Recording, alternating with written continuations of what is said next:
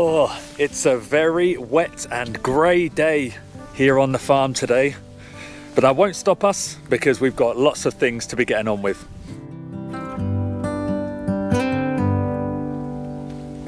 Now this week we have had crazy amounts of rain, which is great for the land. You can see everything is going green, it's no longer burnt out, but this pasture is coming back full of weeds and it really needs some TLC.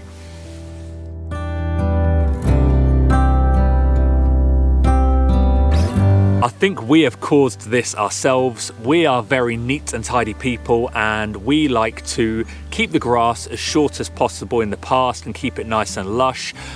I think what we did was before the summer we had one last cut where we cut it really short and we were thinking more about keeping it safe from fire. And Victoria tells me it's a term called scalping, where you basically take off too much too soon. And I think what's happened is over the summer where we've had 3 or 4 months of no rain, it's basically killed off the grass and that's allowed a lot more room for the weeds to come through and prosper. So now I'm going to go around and pull out as many of the weeds as possible by hand, allow more room for the grass to grow that's already there, and then I'm going to go and oversow some seeds just to try and really push them weeds out and get the grass nice and lush again.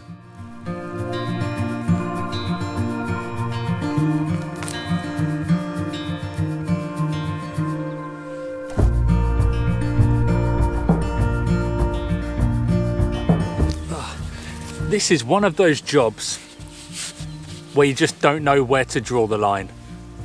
There are just so many weeds. You're in a little area, you're not really looking around you. You've been there for 5 minutes and you look up and really you've pulled out kind of almost all the weeds in a metre squared. We've got a huge area here, so I think I need to be a bit more selective. I think I'm just gonna go for the ones that kind of spread out because they're stopping the grass from growing. Ones that go up aren't as big of a problem. Yeah. That's going to be the plan of action, I think.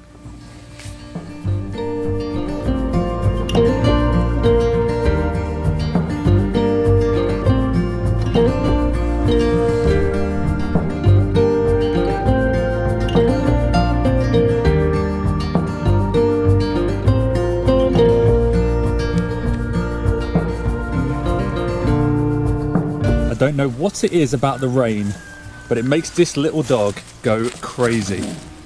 Does anybody else have this? Does the rain make your dog go crazy? It's just the absolute opposite with Ted. As soon as it gets rainy, he's so calm. He just walks next to you. He just wants to get back inside and get dry again. This little one, on the other hand, lunatic. So I've just finished pulling out the worst of the weeds. The sun is coming out, which is great, hence the hat and probably my squinting. I think I've decided after pulling out some of the weeds, I can see that there is a lot of dead grass and it's just suffocating the ground. You know, stuff like this. This needs to come out, really. It's not doing any good. Nothing can grow through it. You can see the grass here is struggling to grow through. So I'm gonna get a rake, clear most of that up. Then that should allow the new seed to get in, get some more air to the soil. Once I've done all that, I'm gonna get the lawnmower out, give it a cut on the highest setting, and then go through and put the new seed down.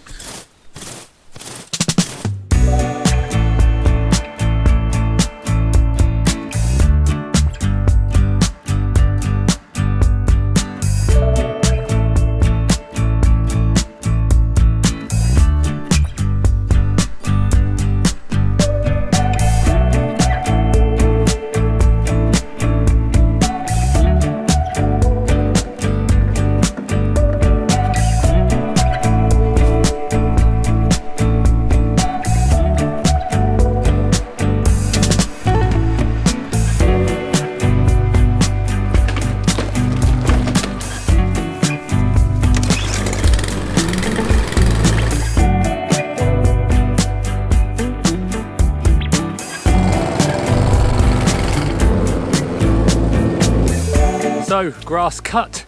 There is something so therapeutic about doing that. Does anybody else find that? I've only taken a smidge off just to neaten it all up and try not to kill the grass that's remaining. So now I'm gonna go grab some seed and get oversowing.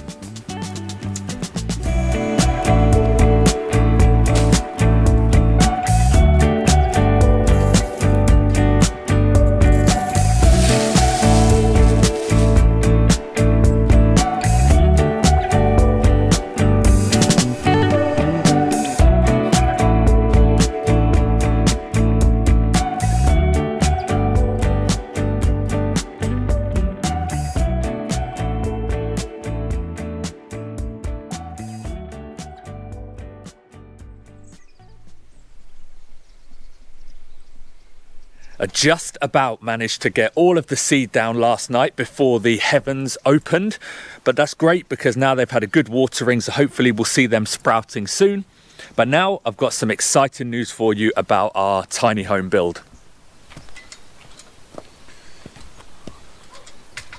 If you saw the tour video that I did of the farm a few months ago, you'll know that the small gate that I just came through was put there for a reason, and that's because it was going to connect the main house in the garden to where we were going to build this small wooden tiny home. The reason for the tiny home was because we needed somewhere clean, free of dirt and dust to sleep in whilst we're renovating the main house. Like I said in that tour video though, the price of wood in Portugal has gone through the roof, and I've been looking at alternatives for the last month or so, predominantly metal, but I don't have any experience building with metal, and I think my first job building something of such a big scale that we're then going to sleep in, I think it's just a recipe for disaster. We'll probably end up with just, leaks over the place, and I don't want to entertain the idea. I really would love to build it out of wood, but we've just looked at it and it just financially doesn't make sense. So sadly, we've had to make the decision to not build a cabin at the moment. We'll probably still do it in the future once we've done the other renovations, but for the moment it's being put on hold. Very sad because I was really looking forward to it. However, the silver lining in this situation is not building this cabin frees up time and resources for another really exciting project. And that project is that we are going to be renovating this guy. We are both so excited about this. It's going to be a big project. We are doing a full renovation. So let me give you a quick rundown of what we have planned so far. First things first, we will need to replace the entire roof. That includes roof tiles, the ridge beam, the rafters. It's in a real state. So it's barely hanging on. That will be coming off. That will be the first job. We'll also be replacing all of the windows and the door. Then with regards to the interior plan, let me break it down for you. So you will enter the door, come in to the right hand side, wrapping around this corner will be the kitchen. We've got a window there and a window there, so we think it'd be a nice space to work up to. Have a sink there so you can look out up the land when you're at the sink. Then in this corner, we're going to fit a small separate room with a shower and a toilet in this area. So there is quite a lot of ceiling height in here, but we're not going to do a full mezzanine all the way across.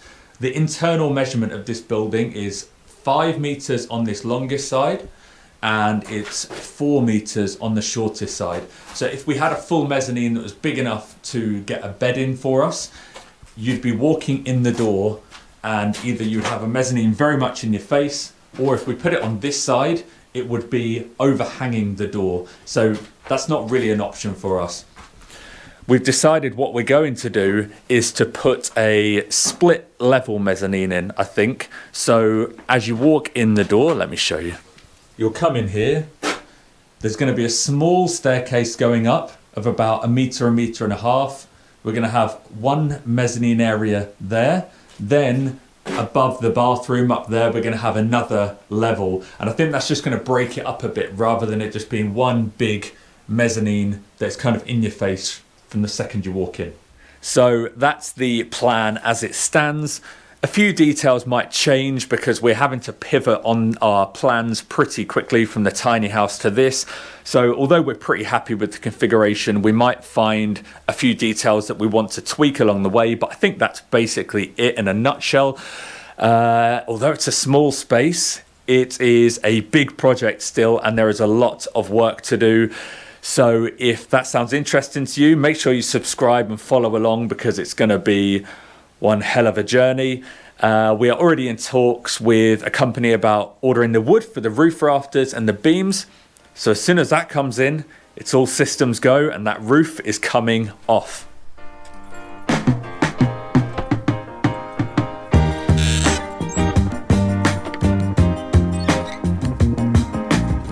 I'm just heading home from the local garden centre.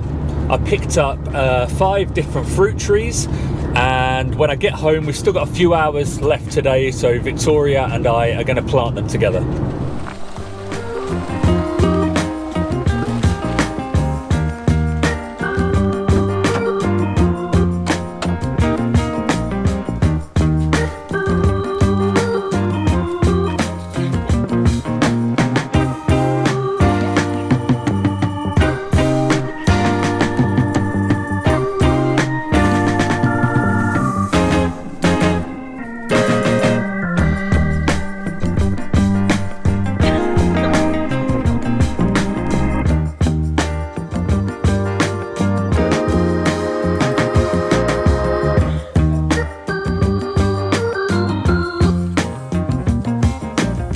So we've measured out where we want them all to go and it's looking good. I'll get Victoria to tell you what we've got. So we have a loquat. I've not actually tried one of these before, have you? Yes, they're lovely. Well, I liked it because of the leaves, because I think they look quite tropical. Next up we have a clementine. We do actually have 2 orange trees, but we haven't got any clementines, and personally that's my favourite. What's this one? Oh yeah, this is the lemon tree, which nearly was destroyed by Poppy just a second ago. We don't have any lemons, and we do eat a lot of lemons. At the front, this one is was this the peach or the plum? The peach tree. And finally we have a plum. Although, yeah, not looking too healthy at the moment. No, I think it'd be nice having a plum though. It's a bit like having the English countryside here in Portugal. I don't know if it's a Victoria plum though. No, I don't know what it is, but the lady in the shop said it's very sweet.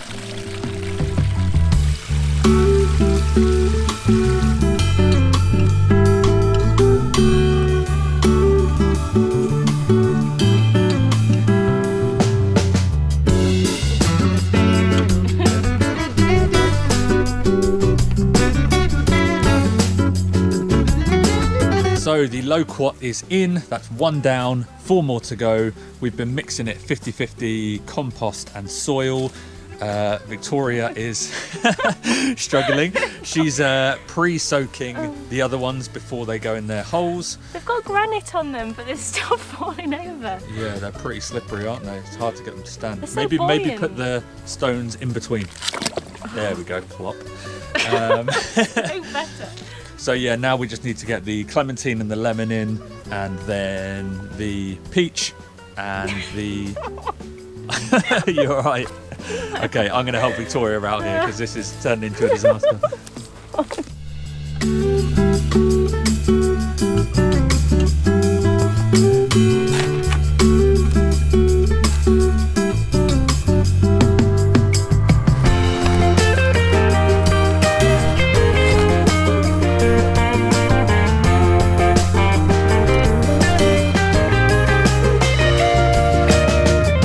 So the fruit trees are in.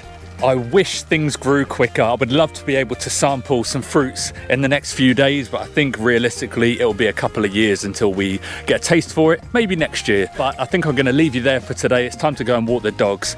Thanks so much for watching, and I will see you next time.